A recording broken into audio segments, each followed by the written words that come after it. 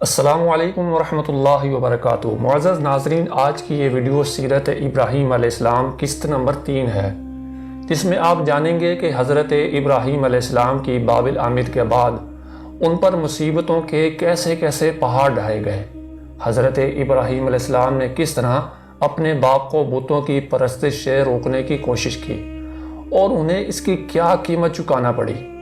یہ ایک ایسا واقعہ ہے جو آپ کو ایمان کی طاقت اور صبر کی اہمیت کے بارے میں سوچنے پر مجبور کر دے گا۔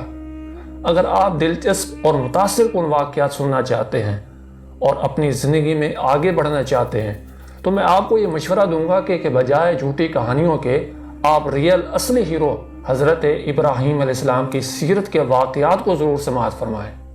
انشاءاللہ العزیز ان کے واقعات سے آپ کو بہت موٹیویشن ملے گی۔ تو پہلی 2 قسطیں جو ہیں وہ بھی بہت معلوماتی ہیں اور اہم ہیں، انہیں بھی ضرور سماعت فرمائیں۔ انشاءاللہ العزیز ان کے لنکس ڈسکرپشن میں دے دیے جائیں گے، اور اگر آپ چینل پر نیو ہیں تو چینل کو سبسکرائب کر کے بیل آئیکن کو ضرور آن کریں۔ تو آئیے آج کے اس متاثر کن واقعے کو سن کر اپنی زندگی کو موٹیویٹ کرنے کی کوشش کریں۔ بسم اللہ الرحمن الرحیم۔ معزز ناظرین و سامعین، 2 تہائی رات گئے حضرت ابراہیم علیہ السلام کا چھوٹا سا قافلہ بابل شہر میں داخل ہوا۔ اپنے گھر پہنچ کر سب نے آرام کیا اور صبح ایک نئے مہمان کو دیکھ کر سب لوگ خوش ہو گئے۔ ہاران تو اپنے بھائی ابرام یعنی کہ ابراہیم علیہ السلام کو دیکھ کر چاؤ میں آ گیا، خوشی خوشی سب سے تعارف کرواتا پھرتا کہ یہ میرا بھائی ہے۔ لوگ ابرام سے مل کر بہت حیران ہوتے کہ چھوٹی سی عمر میں کیسی سمجھداری کی باتیں کرتا ہے، دیکھو کتنا ذہین بچہ ہے، یہ تو بچپن میں ہی سن شعور کو پہنچ گیا ہے۔ اور اسی طرح خادمہ عبدہ کی خدمات کو مد نظر رکھتے ہوئے آزر نے اسے آزاد کر دیا۔ عبدہ کی ابرام یعنی کہ حضرت ابراہیم علیہ السلام کے ساتھ پیار و محبت ایک بار اس کے آڑے تو آیا، مگر آزاد دنیا میں آزاد رہنے کی امنگ غالب آ گئی۔ گھر چھوڑنے سے قبل اس نے ابرام کو خوب پیار کیا اور محبت بھری آنکھوں سے اسے الوداع کہتے ہوئے محل سے نکل گئی۔ وقت گزرتا رہا اور ابرام اپنے ارد گرد کے ماحول کا بہت گہری نظر سے مطالعہ کرتا رہا۔ اس نے فطرت کے تمام مظاہر کا پوری بصیرت کے ساتھ مشاہدہ کیا۔ آسمان پر چاند اور تاروں کو ایک خاص ربط کے تحت محکوم پایا تو استقامت میں پختگی آ گئی، ایمان اور بھی مضبوط ہو گیا، اللہ کی وحدانیت دل و جان میں راسخ ہو گئی اور قوم کے خرافاتی مذہب سے نفرت ہونے لگی۔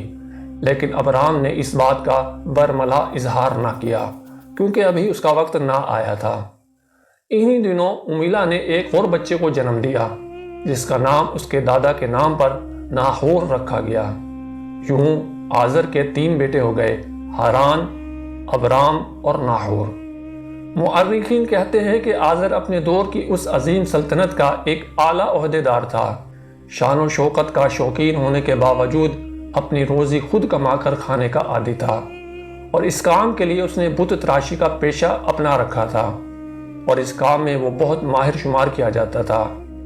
جب ابرام لڑکپن میں داخل ہو چکا تھا اور ناہور بھاگنے دوڑنے کے قابل ہوا تو باپ نے تینوں بیٹوں کو اپنے کاروبار میں شریک کرنا چاہا۔ وہ انہیں طرح طرح کی مورتیاں بنا کر دیتا کہ جاؤ بازار میں بیچ آؤ۔ ہاران اور ناہور تو انہیں بیچ کر کچھ نہ کچھ لے آتے، مگر ابرام انہیں جوں کا توں واپس لے آتا، کیونکہ جب وہ انہیں فروخت کرنے کے لیے بازار جاتا تو اس طرح سے آوازیں لگایا کرتا تھا، لوگوں سے کہتا کہ ایسے بھگوان لے لو جو نہ نفع دے سکتے ہیں اور نہ نقصان پہنچانے کی قدرت رکھتے ہیں، بلکہ میرے باپ نے انہیں خود اپنے ہاتھوں سے تراشا ہے۔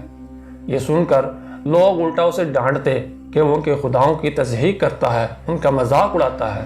تب ابرام ان سے کہتا، اچھا اگر ان کی بے عزتی ہو رہی ہے تو یہ خود مجھ سے بات کیوں نہیں کرتے؟ لوگ جواب دیتے کہ ابرام یہ تو بول نہیں سکتے اور نہ ہی حرکت کر سکتے ہیں۔ یہ سن کر ابرام انہیں نصیحت کرنا شروع کر دیتا کہ تف ہے تمہاری زندگی پر، تم ان کی پوجا کرتے ہو جو اتنے بے بس ہیں کہ اپنا بدلہ بھی نہیں لے سکتے، اور لوگوں کے سامنے ان مورتیوں کو نہر میں گوتے دیتا اور انہیں رسوا کرتا۔ یہ ساری باتیں آزر تک پہنچتی رہیں۔ وہ ابرام کو بچہ سمجھ کر پہلے تو درگزر کرتا رہا، لیکن جب انہی باتوں کا تذکرہ ایک دن نمرود کے دربار میں بھی ہوا تو آزر سیخبہ ہو گیا۔ اور گھر آتے ہی ابرام کو ڈانٹنا شروع کر دیا۔ ابرام، تمہاری ان حرکتوں کی وجہ سے میں ہر جگہ بدنام ہو رہا ہوں، میری عزت کا خیال کرو اور یہ باتیں کہنا چھوڑ دو۔ تمہیں کس نے اجازت دی ہے کہ تم ہماری مورتیوں کا مذاق اڑاتے پھرو؟ پہلی بات تمہیں پیار سے سمجھا رہا ہوں، آئندہ ایسی شکایت آئی تو پھر سختی سے پیش آؤں گا۔ معزز ناظرین و سامعین، یہ بات بھی یاد رہے کہ حضرت ابراہیم علیہ السلام کو عبرانی زبان میں ابرام اور عربی میں ابراہیم کہتے ہیں علیہ السلام۔ ابراہیم علیہ السلام کے لیے یہ پہلا موقع تھا کہ باپ نے اتنے سخت الفاظ کہے تھے، اور نہ اس نے تو کبھی اف بھی نہ کہا تھا، بلکہ وہ اپنی اولاد کو بڑے ناز و پیار سے پال رہا تھا۔ اس واقعہ سے امیلا کی طبیعت پر بہت برا اثر پڑا، نڈھال ہو کر گری اور بستر سے لگ گئی۔ بیٹے کو پاس بلایا، اس کے ماتھے کو بوسہ دیا، شفقت سے سر پر ہاتھ رکھا اور سمجھانے لگی کہ بیٹا، اس جاہل اور بے وقوف قوم کے منہ نہ لگو، انہیں ان کے حال پر چھوڑ دو، میں تمہاری منت کرتی ہوں۔ ابراہیم علیہ السلام نے ماں کی باتیں سن کر نہایت ہی مؤدبانہ اور انتہائی نرم لہجے میں جواب دیا کہ ماں، مگر جو کام سرے سے ہے ہی غلط، میں اسے صحیح کیسے مان لوں؟ تم ہی بتاؤ، میرے بابا، بادشاہ اور ان کے کارندے جو کچھ کرتے پھر رہے ہیں، کیا وہ سب کچھ ٹھیک ہے؟ بیٹے ابراہیم علیہ السلام کا جواب سن کر ماں نے درد بھرے لہجے میں کہا، بیٹا، میں سمجھتی ہوں کہ یہ سب ٹھیک نہیں ہے، مگر میری جان، مجھے خدشہ اس بات کا ہے کہ وہ تمہیں کوئی نقصان نہ پہنچا دیں۔ اور دیکھو میں نے تمہیں کس حال میں جنم دیا، اور پھر کن حالات سے، کن خطرات سے نکال کر تمہیں یہاں لائی ہوں۔ تمہاری حفاظت کے لیے ہم نے کون کون سی مشکلات نہیں اٹھائیں۔ تم مجھے اپنی ساری اولاد میں سب سے زیادہ پیارے ہو، میں تمہارا کوئی بھی صدمہ برداشت نہیں کر سکوں گی۔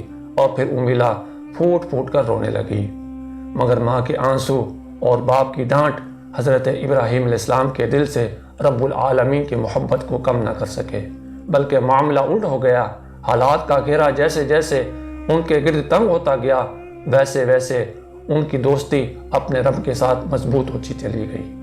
آخر کار چند دن بیمار رہنے کے بعد حضرت ابراہیم السلام کی والدہ امیلا کی روح پرواز کر گئی۔ انا للہ و انا الیہ راجعون۔ اور اب اس بھری دنیا میں ابراہیم علیہ السلام کا کوئی غمسار نہ تھا۔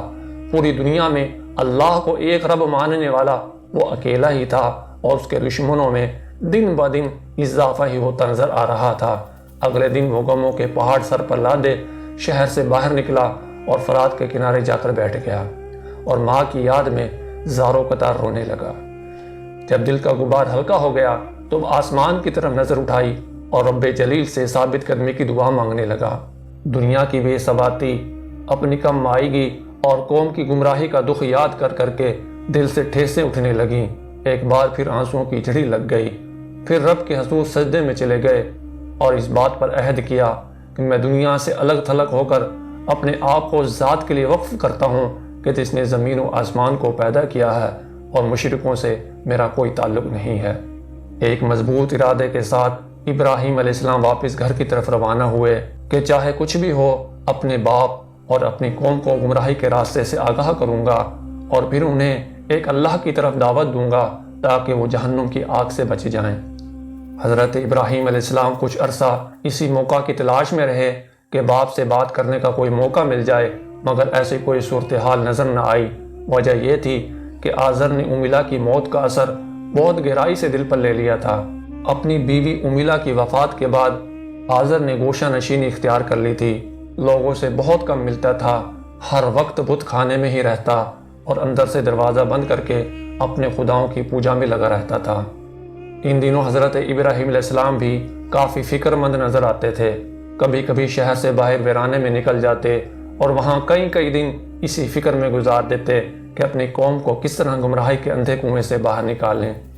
ایک دن باہر کسی پہاڑی پر بیٹھے انہی سوچوں میں گم تھے کہ پیچھے سے کسی کی موجودگی کا احساس ہوا۔ مڑ کر دیکھا تو ایک باروب شخصیت کا مالک سفید کپڑوں میں ملبوس کھڑا مسکرا رہا ہے۔ اس پر نظر پڑتے ہی ابراہیم علیہ السلام کے رونگٹے کھڑے ہو گئے اور کپ کپی سی طاری ہو گئی، جسم بے جان سا ہو گیا اور قوت گویائی سلب ہو گئی۔ نہ بھاگنے کی ہمت رہی، نہ بولنے کا یارہ۔ اس شخص نے مٹھاس بھرے یہ الفاظ کہے، السلام علیکہ یا ابراہیم، کہ اے ابراہیم بے خوف ہو جاؤ، میں تمہارے رب کی طرف سے ایک پیغام لے کر آیا ہوں۔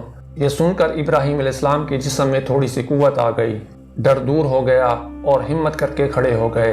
ابھی کچھ کہنا ہی چاہتے تھے کہ وہ معزز آدمی پھر گویا ہوا کہ ابراہیم، اس وقت پوری دنیا میں تمہارے سوا رب العالمین کا نام لیوا کوئی نہیں ہے، اور دنیا کی رہنمائی کے لیے تمہارے رب نے تمہیں چن لیا ہے۔ یہ عظیم منصب تمہیں مبارک ہو، ڈرنے کی ضرورت نہیں ہے، تمہارا پروردگار تمہاری حفاظت فرمائے گا، اور میں تمہاری رہنمائی کے لیے تمہارے رب کی طرف سے ہدایت لے کر گاہے بگاہے حاضر ہوتا رہوں گا۔ یہ گفتگو کر کے وہ شخص خاموش ہو گیا۔ پھر ابراہیم علیہ السلام نے پرمسرت لہجے میں جواب دیا کہ اللہ ذوالجلال کے اس انتخاب پر میں اس کا شکر بجا لاتا ہوں اور اپنے فرض کی ادائیگی میں کبھی کوتاہی نہیں کروں گا۔ اس کے بعد اس بزرگ ہستی نے یہ پہلا حکم سنایا کہ اپنی قوم کی طرف پلٹ جائیے اور اپنے باپ کو نصیحت کیجیے، اور اس کے بعد وہ مقدس شخصیت آنکھوں سے اوجھل ہو گئی۔ اس ملاقات اور گفتگو سے حضرت ابراہیم علیہ السلام کا حوصلہ بلند ہو گیا اور دل سے سارے خطرات دور ہو گئے۔ ایک نئے ولولے کے ساتھ آپ واپس بابل کی طرف روانہ ہوئے۔ جب گھر پہنچے تو معلوم ہوا کہ باپ ابھی بت خانے میں گیا ہے۔ جلدی سے پیچھا کیا اور اس کا دروازہ بند کرنے سے پہلے وہاں جا پہنچے۔ باپ نے کہا، کیا بات ہے ابرام، کیا کوئی ضروری بات کرنا چاہتے ہو؟